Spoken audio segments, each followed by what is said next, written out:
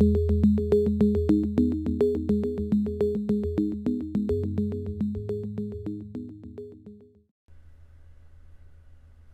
you launch ProNest, the main window will appear. It's divided into several sections. The top section contains the title bar. This shows the job name.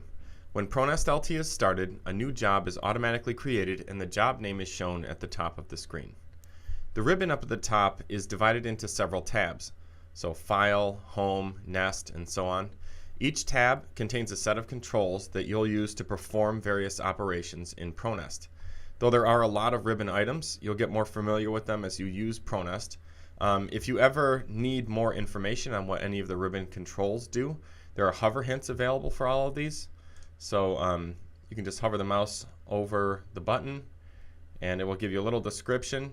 Also, you can press the F1 key to open up the help, and that will explain a little bit more about that control and how to use it.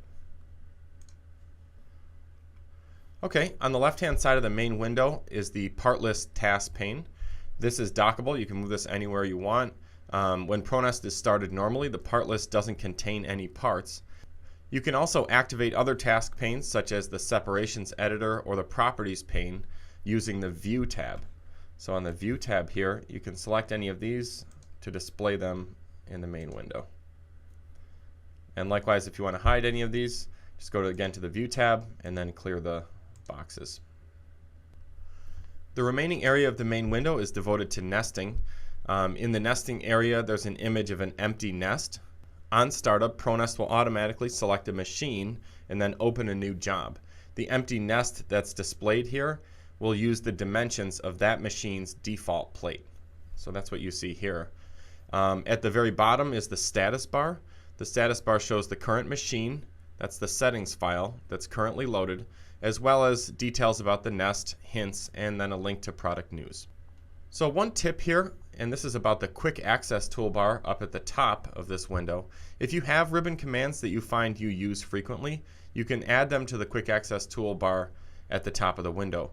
These items are always visible no matter what tab is selected here. So no matter what's selected here, right now I have the Save and Settings buttons available, but you can click this arrow here, select More Commands, and then let's say I want to add Cut Simulation to that toolbar.